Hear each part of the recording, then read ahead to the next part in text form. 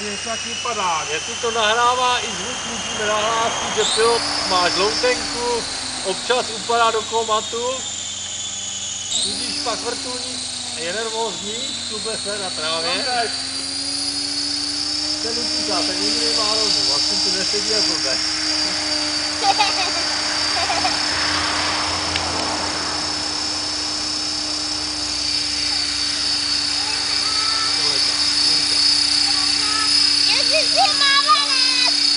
Podívejte na něj.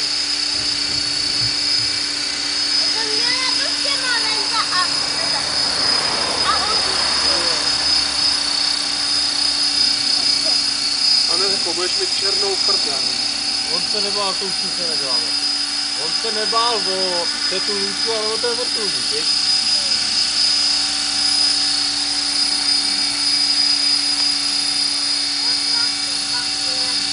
Teda ty máš šikovnýho tatínka, to je tvůj tatínek? Nebo aspoň ten, co tě živí, víš? Honzo! Jo, že se to otočilo ve vzduchu.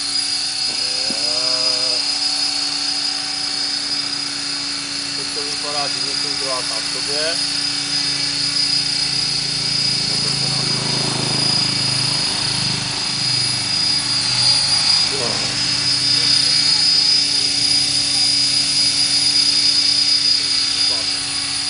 Podívejte, jak to udělali.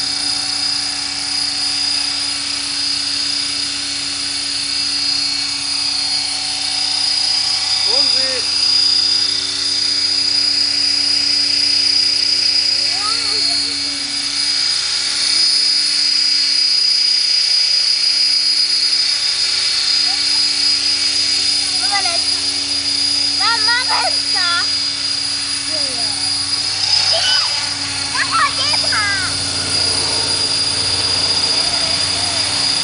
Bacha, jde po nás. Budeme utíkat za roh, až řeknu krleč.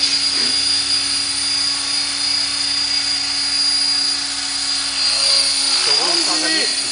Jak to brzne dáme o ty krásy. Je na to zem.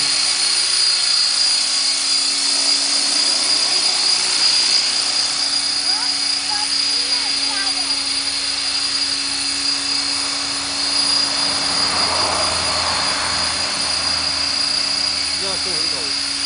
To se nezajímá vrtulník ani moc. Ten má nějaký odličný, nevím. Podívej, je jedna. Máš Jan? To máš špinavý zadek. No, to je jaký seděl někde na hlavě. Já to taky